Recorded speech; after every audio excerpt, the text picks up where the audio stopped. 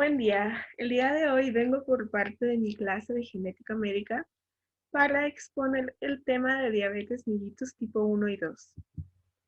Bueno, ¿qué es la diabetes? La diabetes mellitus va a ser una enfermedad de tipo crónica donde nuestro cuerpo no va a poder regular de una manera correcta el azúcar, es decir, la glucosa que se encuentra dentro de nuestro torrente sanguíneo, lo que nos va a causar una hiperglucemia, es decir, que va a haber una mayor cantidad de glucosa dentro de nuestra sangre. Esto puede deberse a problemas en la generación o en la utilización de la insulina. Bueno, primero vamos a ver cómo es que se da este proceso normalmente. Nosotros vamos a tener al páncreas, que va a tener una función endocrina y una función exocrina. Dentro de su función endocrina, vamos a tener que va a tener tres tipos de células. Bueno, dentro de sus islotes de Langerhans, que van a ser estos. Vamos a tener que tener tres células, que van a ser las células alfa, las células beta y las células delta. Y dentro de las células beta va a haber una secreción de insulina. Y esta insulina lo que nos va a permitir va a ser la incorporación de la glucosa de la sangre hacia las células. Esto va a provocar que haya una disminución de la glucosa dentro de la sangre. Bueno, entonces el mecanismo se va a dar de la siguiente manera. Nosotros vamos a consumir la glucosa por medio de alimentos. Esta glucosa va a pasar de nuestro sistema digestivo al torrente sanguíneo. Entonces, cuando esté en el torrente sanguíneo va a haber una glucosa elevada. Y esto va a permitir que el páncreas, bueno, va a enviar señales para que el páncreas secrete la insulina. Entonces, vamos a tener que la insulina y la glucosa van a estar dentro de la sangre. Y cuando pase esto, la insulina va a buscar su receptor dentro de la célula, lo que va a causar una reacción química que va a abrir los canales para el paso de la glucosa. Entonces, la glucosa y la insulina van a estar reguladas en la sangre. Y bueno, aquí podemos ver cómo es que se da este mecanismo. La insulina va a llegar a su receptor, entonces esto va a provocar que se envíen señales para que se abra el canal de la glucosa. Entonces la glucosa va a pasar del torrente sanguíneo hacia la célula. Y todo va a ser controlado por la insulina. Bueno, ahora sí pasemos a la fisiopatología. ¿Cómo es que se dan estas enfermedades? Y empecemos por la diabetes mellitus tipo 1. Bueno, esta diabetes mellitus tipo 1 va a ser genética en su mayoría, o bueno, eso es lo que se ha descrito hasta el momento, porque en sí no se sabe cómo es que sucede este mecanismo. Se desconoce, va a ser una enfermedad idiopática. Y bueno, tenemos que la diabetes mellitus tipo 1 va a ser una enfermedad autoinmunitaria, en donde va a haber una disrupción del parénquima pancreático. Esto porque hay defectos en la autotolerancia de los linfocitos T. Estos linfocitos T no van a tolerar los linfocitos B del páncreas y se va a dar por medio de dos mecanismos. Uno sería por medio de la combinación de selección clonal defectuosa de los linfocitos T reactivos, los cuales se van a activar y van a atacar a su propio tejido. O por defectos de las funciones de los linfocitos T reguladores, que no van a actuar correctamente y van a eliminar a su propio parénquima. Y pues bueno, esto nos va a causar la eliminación de las células B, como se puede ver en esta imagen. Entonces, las células beta dañadas van a generar una autotolerancia y van a buscar a la insulina y la descarboxilasa del ácido glutámico, es decir, el GAP. Y entonces, de este tipo de diabetes, no va a haber producción de insulina. ¿Por qué? Porque no vamos a tener a las células beta, ya que estas van a ser destruidas. O esta va a ser muy baja. Y esta, aunque pueda aparecer en cualquier edad, va a estar dada mayormente en niños o adolescentes, por lo que mencionaba anteriormente, que puede ser hereditaria, o sea, genética. Pero también se han descubierto ciertos factores ambientales que se ha teorizado que pueden influir dentro de esta, como uno que voy a mencionar un poquito más adelante. Bueno, ahora vamos a tener a los factores genéticos implicados dentro de la diabetes mellitus tipo 1. El mecanismo que va a estar mayormente implicado dentro de la diabetes tipo 1 va a ser el del grupo de la HLA o el antígeno leucocitario humano de clase 2 y el gen de la insulina, así como el gen CTLA4.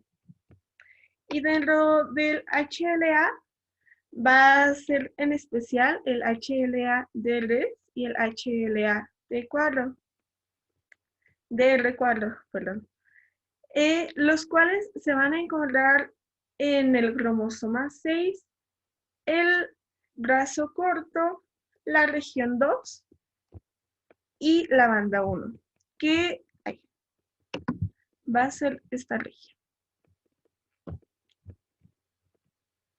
Y pues bueno, esto se ha encontrado, este defecto se ha encontrado en el 90% de los casos de diabetes mellitus tipo 1.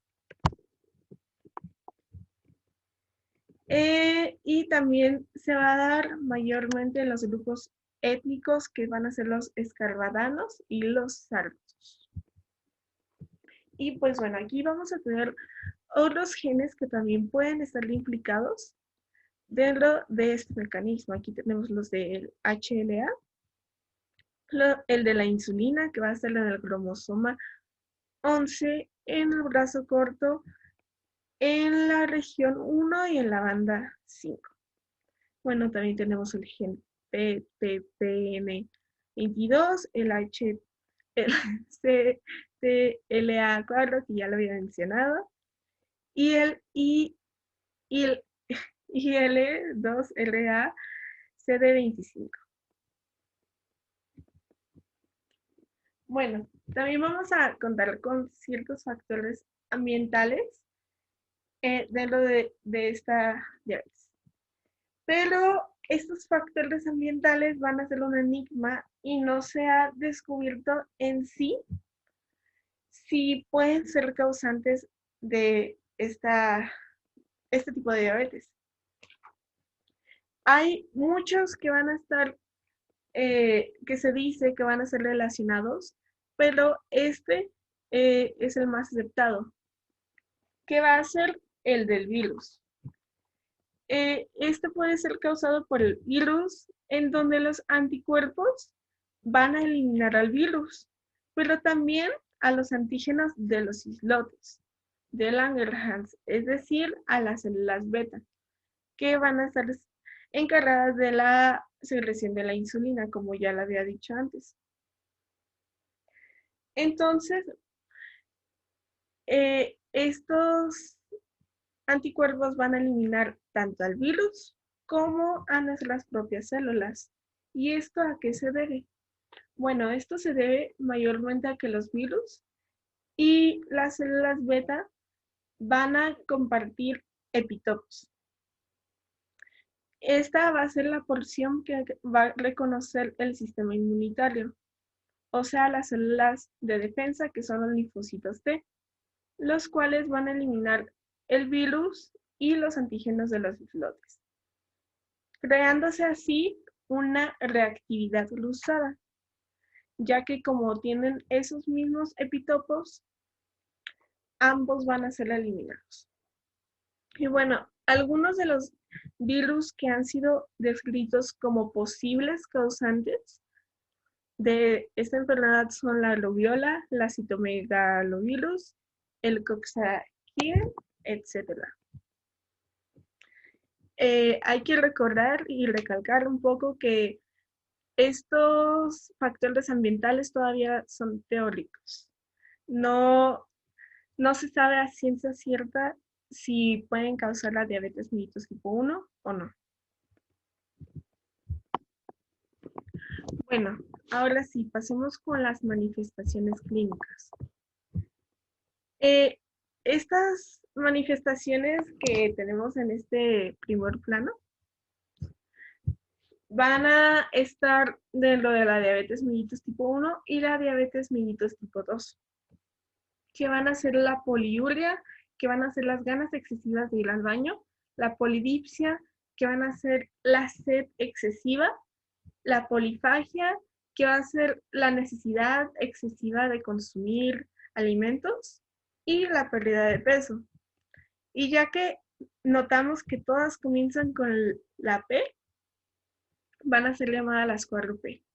Aunque hay algunos escritores que solo toman estas redes principales y las llaman las RESP.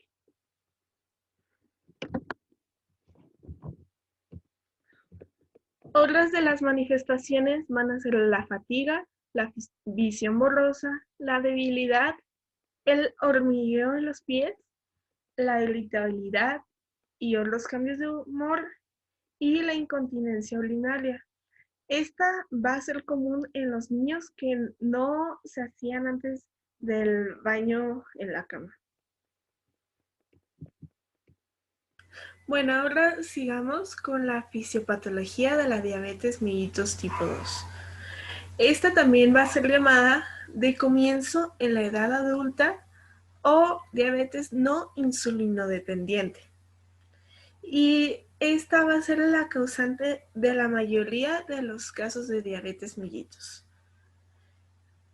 Esta diabetes va a ser de tipo multifactorial y se va a deber a una insulinoresistencia y a una secreción compensatoria deficiente.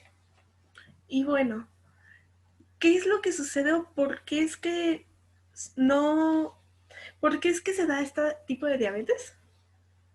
Esta se va a deber a que el tejido adiposo va a perder su capacidad de expansión, ya que va a haber más grasa de la que el tejido va a poder albergar, por lo que se va a generar un estado inflamatorio que va a liberar ciertas sustancias, haciendo que aumenten los ácidos grasos libres. Y estos van a irse a la sangre y van a viajar principalmente a los tejidos, que son el páncreas, el hígado y el músculo. ¿Y esto qué va a hacer? Esto va a generar una lipotoxicidad, ya que estos órganos no están adaptados para almacenar lípidos. Y con esto se va a generar una resistencia a la insulina. Entonces, los tejidos que reciben a la insulina van a estar incapacitados para recibirla. Y estos tejidos que no van a recibir a la insulina van a ser mayormente el hígado, el músculo esquelético y los adipocitos. ¿Y qué es lo que va a generar esto?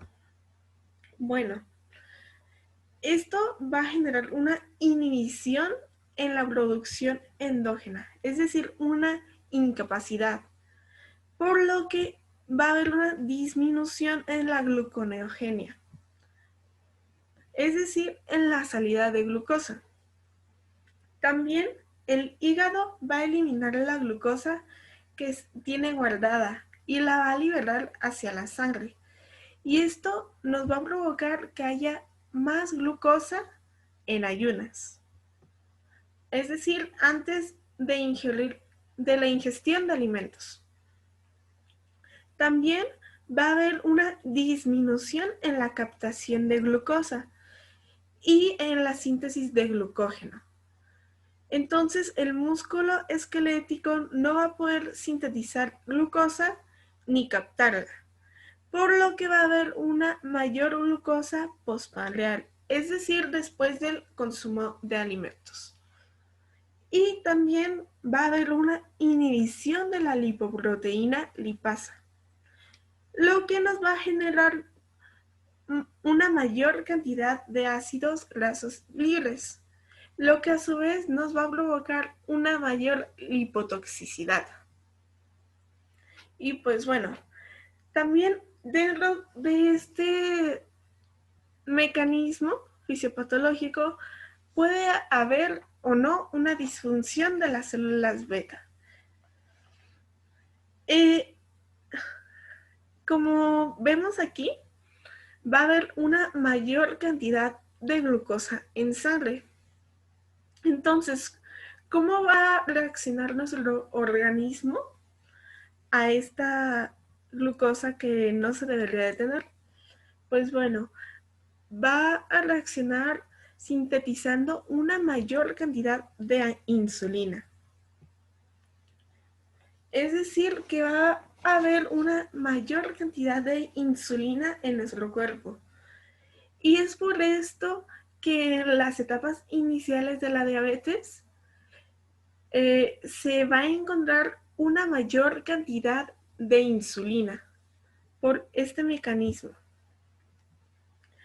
Pero con el paso del tiempo va a llegar el momento en que la insulina y las células beta no se van a adaptar a las demandas que tiene el organismo para funcionar correctamente, por lo que va a haber una disfunción de las células beta, es decir, que estas ya no van a poder secretar la insulina.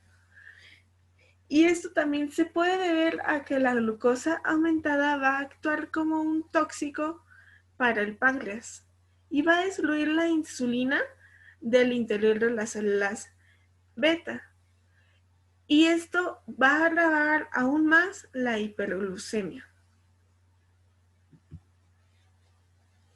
Y pues bueno, no se va a poder dar este mecanismo como lo habíamos explicado en un inicio. Y como ya mencioné antes, este padecimiento va a ser multifactorial, así que va a verse afectado por nuestro estilo de vida.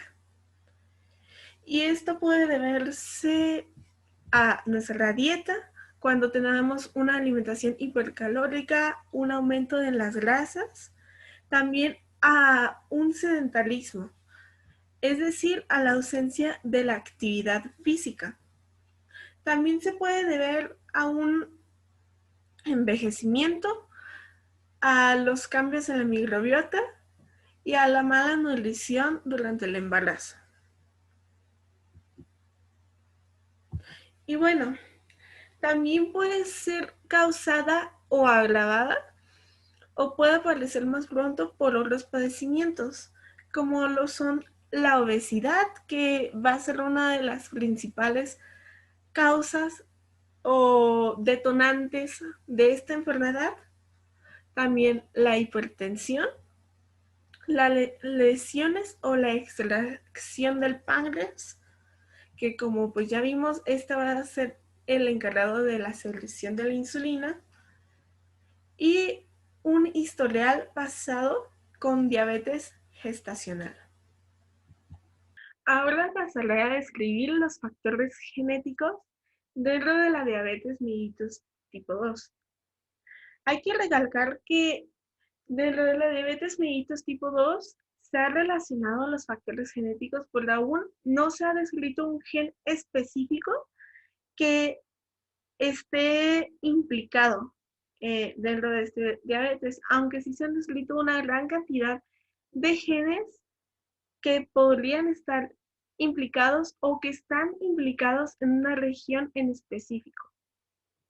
Y bueno, dentro de estos genes está el locus G37190613 en el brazo corto del cromosoma 7 en la región 1, la banda 4 y la subbanda 2 y la 1 del gen ELMO1. En esta región va a haber un polimorfismo que va a cambiar la guanina por la adenina. También se ha descubierto un haplotipo de riesgo de CLC16A11 que va a ser implicada en el 20% del aumento de la prevalencia de diabetes mellitus de tipo 2 en México. Y se va a encontrar en el brazo corto del cromosoma 17 en la región 1 y en la banda res. A su vez, también se ha descrito que el gen de la calpaína 10 va a estar implicado en la diabetes mellitus tipo 2 en la población mexicana-americana. Y este va a ser ubicado en el brazo largo del cromosoma 2 en la región res, la banda 7 y la subbanda 3. También se ha descrito que las etnias que van a estar mayor relacionadas con esta enfermedad van a ser la indioamericana, la latina, la afroamericana y la asiática.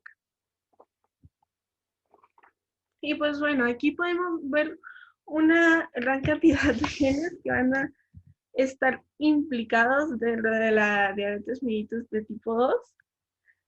Como ya mencioné, va a haber una gran cantidad de genes, pero aún no se ha descubierto alguno en específico que pueda causar esta enfermedad. Y pues bueno, aquí tenemos algunas regiones de nuestro país, de México, y los genes que se le ha aludido a este padecimiento. Aquí, por ejemplo, tenemos al gen APOE y prácticamente en todas estas regiones vamos a tener al gen de la calpaína 10.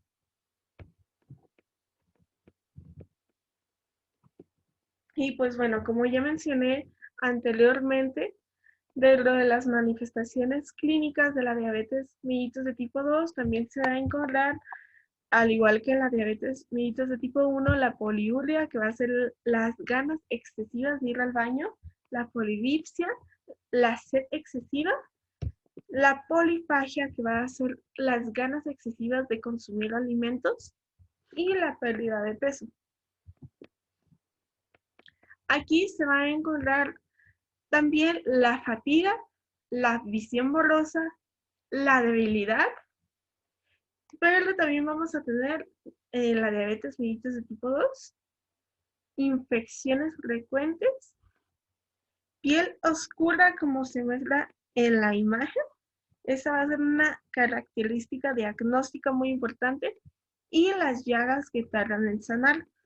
Estas debemos de destacar que van a ser indoloras. Es decir, que el paciente no las va a sentir cuando las tenga. Por esto es que se puede llegar a dar que el paciente en su condición, porque en su mayoría padecen de obesidad, no se dé cuenta de que las tenga. Y esto va a provocar el famoso pie diabético.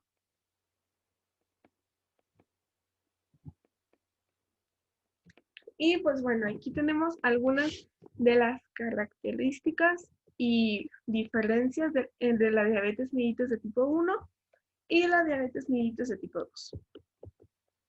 En la diabetes mellitus 1 vamos a tener que haber una ausencia de la producción de la insulina. Esto por la destrucción autoinmune de las células beta del páncreas. Esta va a aparecer mayormente durante la niñez y la adolescencia y va a ser responsable de menos del 10% de los casos de diabetes. También se debe de mencionar que esta va a ser autoinmunitaria.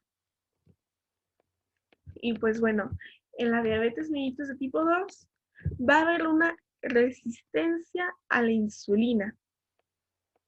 También va a haber una insulina insuficiente para cubrir las demandas que nuestro cuerpo está pidiendo, pero va a haber insulina. Va a ser insuficiente, pero habrá insulina. También va a estar relacionado con los factores ambientales y el estilo de vida. Y la obesidad va a ser bastante frecuente. Se mencionaba en algunas bibliografías que va a estar presente en el 90% de los casos. Y normalmente va a aparecer después de los 40 años. Pero esto ya no se ha estimado tanto porque cada vez va a haber más incidencia de diabetes mellitus de tipo 2 en los niños. ¿Esto a qué se debe? Por el aumento de la obesidad infantil. Bueno, ahora sigamos con los receptores reactivos por proliferaciones peroxisomales. Bueno, aquí vamos a ver cómo el ligando va a llegar a esos receptores, pero esos receptores, ¿qué función es la que van a desarrollar? Y pues bueno, lo iré explicando, pero por partes este diagramita. Bueno, esos receptores en su gran mayoría van a controlar el metabolismo de los ácidos grasos y del colesterol. Estos también van a controlar la expresión de los genes que van a codificar proteínas y enzimas claves dentro del metabolismo energético, especialmente dentro del catabolismo de los ácidos grasos.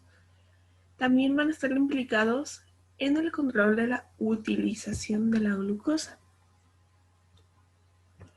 así como que su activación va a potenciar los efectos de la insulina.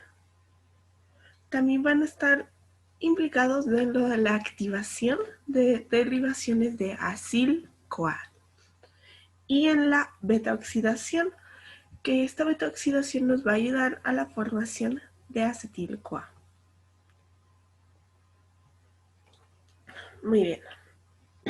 Ahora, de acuerdo a esta diagramita, vamos a seguir con la berberina. Bueno, ¿qué es la berberina?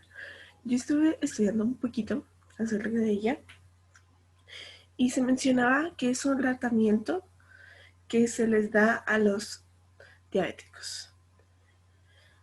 Esta va a tener efectos terapéuticos dentro de una serie de enfermedades como lo es la diabetes y va a activar la AMPK, es decir, la proteína quinasa activada por AMP. Y esta proteína va a ser involucrada en el balance de la energía. ¿Y qué es lo que va a causar esta activación? Bueno, pues va a inducir una reducción en la acumulación de grasa, así como mejorar la sensibilidad a la insulina. Y pues como ya sabemos, ¿qué efectos va a tener la insulina en la glucosa?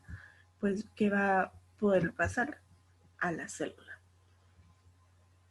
Bueno, ahora sigamos con el receptor de la insulina. Este va a tener 2 unidades alfa y 2 unidades beta. Y como vemos aquí, va a estar unido un ILS1. Y este va a tener una acción insulínica mediada por la fosforilación de sus sustratos endógenos. Y va a tener regiones de unión a tirosinas fosforiladas que le permiten unirse al receptor y ser fosforilado. Y cuando ya está fosforilado, se va a ligar a PRCK y GLB B2, que en esta molécula no se encuentra aquí. Y también se mencionaba que no se sabe la importancia tanto de IRS1 y de IRS2, pero que algunos estudios dentro de los animales han asociado a los animales que no tienen IRS1 con baja talla, peso y desarrollo, y a animales que no tienen IRS2 con diabéticos e insulinodependientes.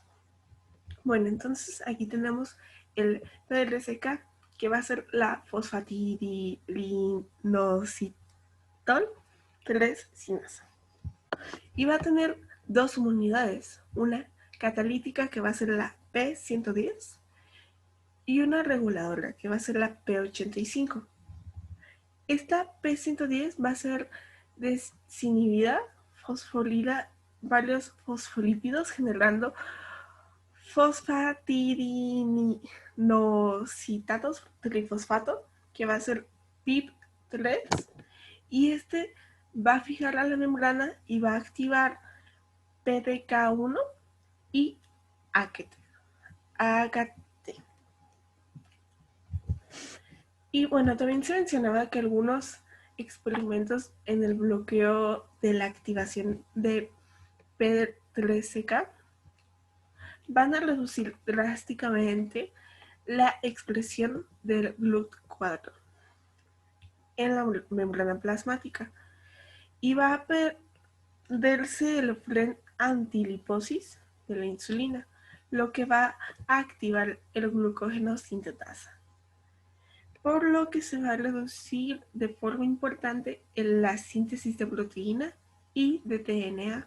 Así que podemos decir que esos son los efectos que va a tener dentro de la célula. Y bueno, ahora pasaremos a hablar del AKT, lo siento. Este, en su forma activa, va a fosforilar varias proteínas, una de las cuales va a ser el BAMP y otras proteínas de fusión a vesículas de almacenamiento del GLUT4. Y va a formar una translocación de del GLUT4 a la membrana. Y con esto se va a poder hacer la captación de la glucosa. Ahí lo siento. Y también va a fosforilar la G5K3B, que esta va a fosforilar a la glucosa sintetasa y a la glucógeno fosforilasa. Y esta va a inactivar a la G5K3, por lo cual va a haber una menor fosforilación.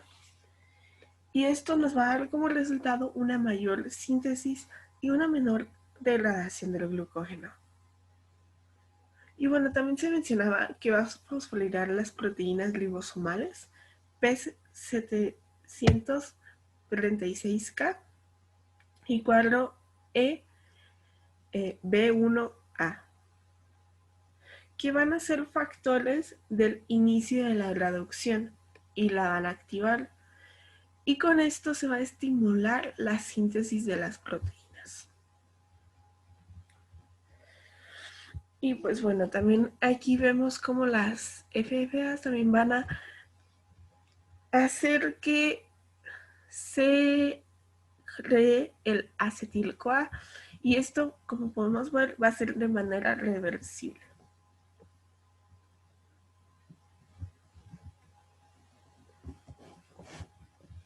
Ahora sigamos con las pruebas diagnósticas para la diabetes. Primero vamos a tener la glucosa plasmática en ayunas, que debe de tener un ayuno de por lo menos 8 horas.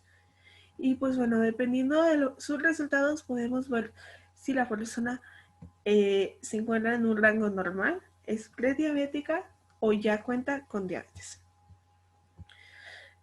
Podemos decir que si el resultado nos da por debajo de 99, no va a tener diabetes. Si el resultado nos da entre 100 y 125, va a ser una persona prediabética. Y si nos da 126 o más de 126, va a tener diabetes. También se va a realizar la prueba A1C, la cual va a medir la glucosa en sangre durante los últimos 3 meses.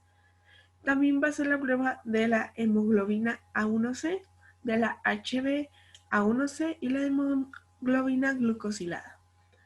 Y esta no va a dar resultados precisos dentro de las personas que presenten anemia. Y pues bueno, aquí podemos ver que por debajo de 5.7 va a ser en su rango normal. Cuando se presenta de 5.7 a 6.4 va a presentarse prediabetes. Y por encima de 6.5 ya va a contar la persona con diabetes. También contamos con la prueba de glucosa plasmática aleatoria, que esta va a dar a realizarse cuando la persona, el paciente, ya presenta los síntomas. Entonces no se va a esperar a que la persona tenga las 8 horas de ayuno. Es decir, que si hoy a mi consultorio llega un paciente que tiene llagas en los pies, que tiene muchas ganas de ir al baño, que ha tenido una pérdida de peso que no se explica, que tiene mucha sed, se va a realizar esta prueba. Y si sale por encima de 200, quiere decir que va a presentar diabetes. Bueno, también se va a realizar la prueba de la tolerancia oral a la glucosa, pero esta va a ser en la diabetes gestacional.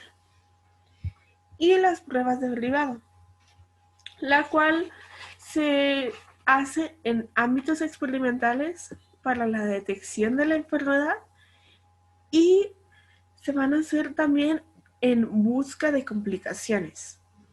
Y estas van a ser 5 años después del diagnóstico de la diabetes mellitus tipo 2 específicamente, que va a ser el examen del pie, el del fondo de ojo, el examen de orina en busca de albuminuria, la medición de la tineemia y el perfil lipídico. Y pues bueno, aquí podemos ver la correlación que va a tener la HbA1c y la glucosa medida. Aquí podemos ver los normales, los rangos normales. Y aquí cuando se encuentra alta.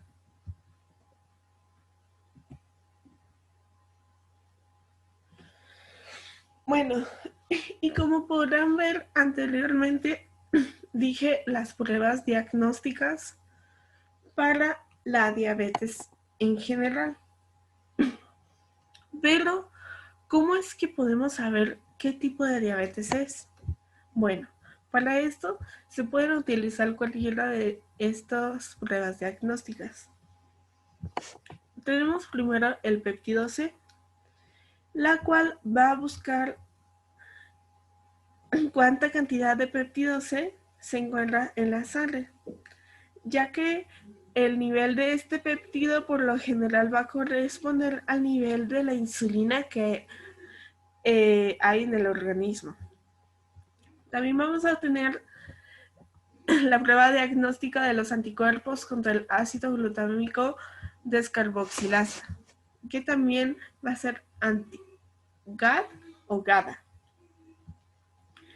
la cual va a buscar anticuerpos contra una enzima específica de las células beta del páncreas que produce insulina. También tenemos la prueba de anticuerpos antiinsulínicos, que ya que sabemos que además de atacar las células beta del sistema inmunitario de las personas con diabetes mellitus tipo 1, van a atacar la insulina. Entonces va a buscar anticuerpos contra la insulina. También tenemos la prueba de anticuerpos asociados a la insulinoma 2, que va a buscar anticuerpos contra las enzimas específicas de las células beta. También vamos a tener los anticuerpos citoplasmáticos de las células de los islotes. Estas células de los islotes van a ser grupos de células del páncreas que detectan el nivel de la glucosa en sangre y van a secretar insulina.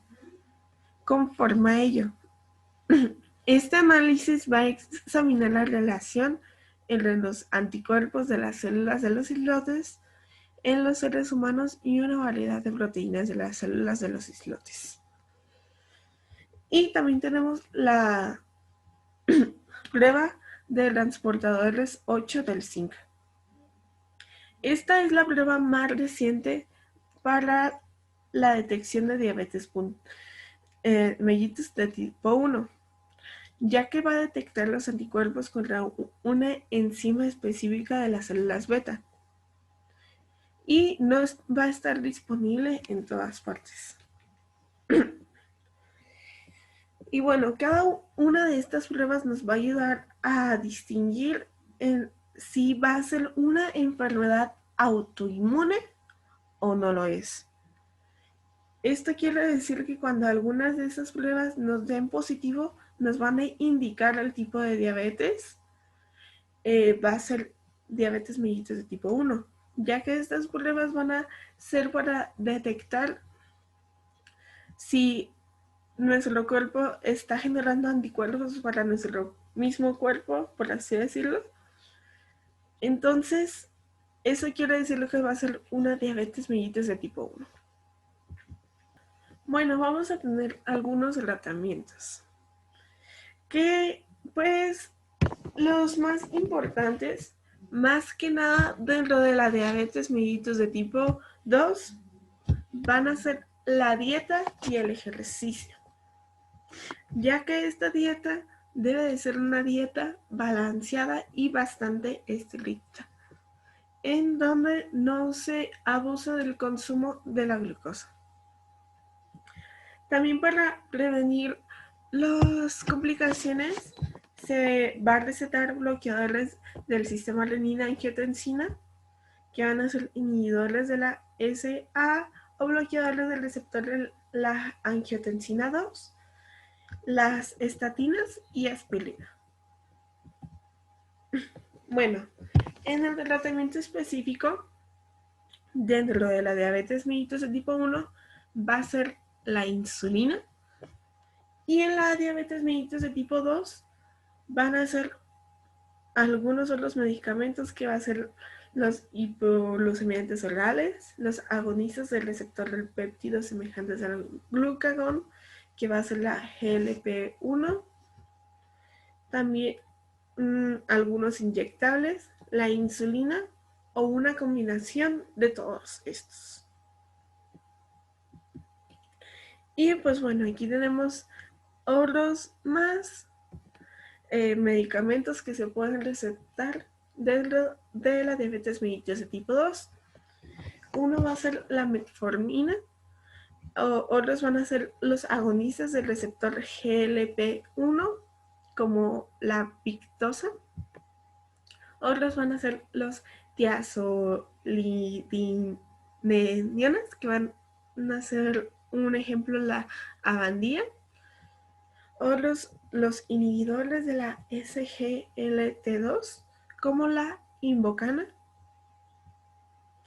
También tenemos las meglatidinas, como el Brandin.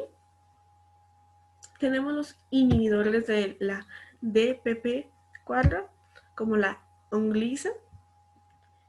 Y los sulfonilureas, como el glucotrol. Bueno, antes mencionaba la dieta como uno de los tratamientos que se les da a las personas que tienen diabetes mellitus. Pero lo que no especifiqué, y es a lo que voy a dedicar en este momento, es que se debe dar una distinta dieta dependiendo del tipo de diabetes que se tenga. Por ejemplo, aquí que tenemos la diabetes mellitus de tipo 1 y la diabetes mellitus de tipo 2. Así que empezaré a decir cuáles son estas especificaciones. Por ejemplo, en la de tipo 1 se deben de aumentar las calorías, ya que se debe de alcanzar el peso y restaurar los tejidos corporales, ya que, como mencionaba, la diabetes mellitus de tipo 1 en su mayoría no van a ser personas obesas. Entonces, como hubo una pérdida de peso, se debe de restaurar. También se va a requerir ajustar la dieta y el tratamiento con la insulina para controlar así la glucosa que hay dentro de la sangre. También se mencionaba que los hidratos de carbono van a distribuirse por igual en cada una de las comidas, o se deben de ajustar su cantidad con la insulina. Y se menciona que los horarios de la comida van a ser cruciales dentro de la diabetes mellitus de tipo 1. Esto por los efectos que va a tener la insulina en su cuerpo. Y se debe de ingerir algún alimento antes de irse a dormir. Bueno, entonces ahora pasemos con el contraste, con los pacientes de diabetes mellitus de tipo 2. Ya que la mayoría de estos pacientes son obesos, se debe de realizar un aporte reducido en calorías a estos pacientes. ¿Cómo es que acá estaban aumentados y aquí están reducidos? Pues bueno, aquí solo la dieta va a ser suficiente para controlar el nivel de la glucemia dentro de la sangre. También se debe de realizar una distribución por igual en cada una de las comidas de los carbohidratos de carbono. Aquí nos menciona que especialmente si se utiliza la insulina. Y la uniformidad de las comidas va a ser deseable, más no va a ser necesaria. Aquí se mencionaba que va a ser crucial, pero aquí no va a ser tan necesario. Y los alimentos antes de irse a dormir no van a estar recomendables, excepto como parte de un plan de comidas programa. ¿Y a qué se deben estos cambios dentro de la dieta? Bueno, a algunos pacientes que van a llevar a cabo todo su tratamiento y, por ejemplo, que ya han reducido su grasa corporal, que ya se mantienen activos haciendo ejercicio, no van a necesitar insulina dentro de su tratamiento. Entonces, esto va a darles un poco más de flexibilidad en su dieta. Bueno, como la diabetes mellitus de tipo 2 va a ser multifactorial, esta se puede prevenir. ¿Y cómo es que esto sucede? Con un estilo de vida saludable. Esto para retrasar o detener la progresión de la diabetes. Y pues bueno, esto debe de incluir una realización de ejercicio, una implementación de alimentos saludables y evitar el sedentarismo por tiempo prolongado. Aquí no sé por qué no se puso, pero era una reducción del peso corporal.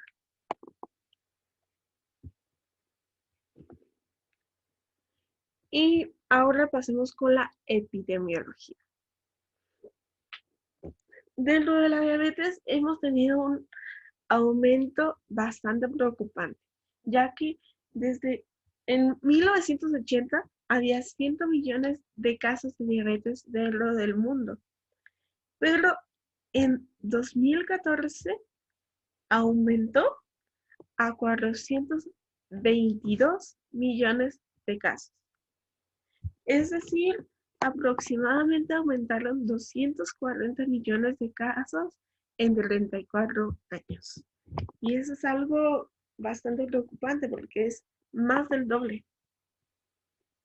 También se ha tenido una prevalencia en mayores de 18 años con un aumento de 4.7% en 1980 a un 8.5% en 2014.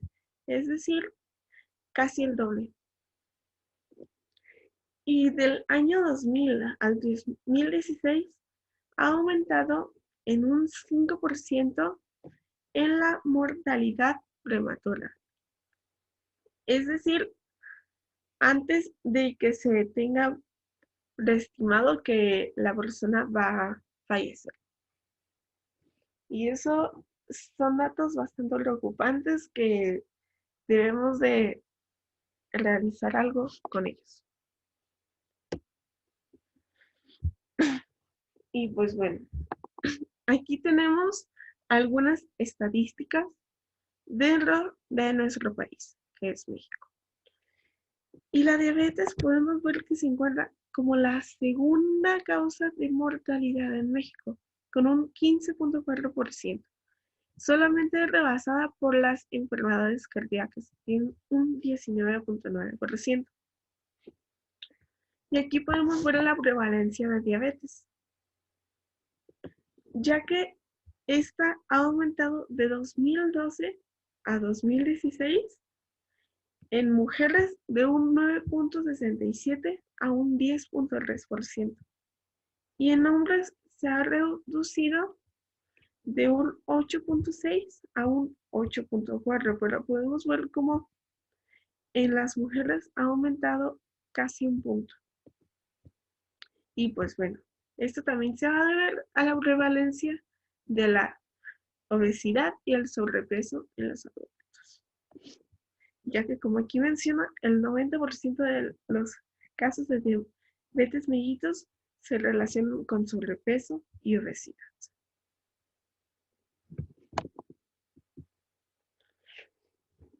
Y pues bueno, aquí podemos ver el número total de, estimado de adultos que se encuentran entre 20 y 79 años que viven con diabetes.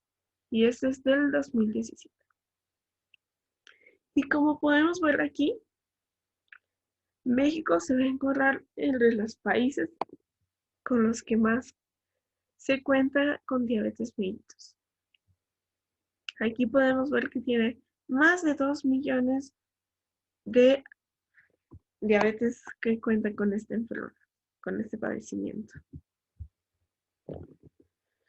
Y pues aquí también podemos ver cómo es que han aumentado las defunciones por diabetes en México, ya que en 1980 tan solo se tenían 14.626, pero en 2016 se tuvieron 105.574. Y pues bueno, aquí tenemos las referencias que se utilizaron para realizar esta exposición. Y muchas gracias por su atención.